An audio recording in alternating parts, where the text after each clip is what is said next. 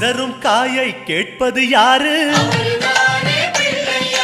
சிந்தனை வளமே தருவது யாரு? மோதகம் கேட்கும் கடவுளும் யாரு? சாதகம் செய்யும் சாமியும் யாரு?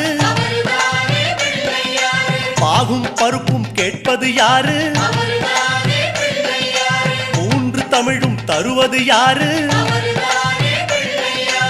பரமேஸ்வரியின் தலைமகன் யாரு? அவரும் வாழ்வது எங்கே கூறு?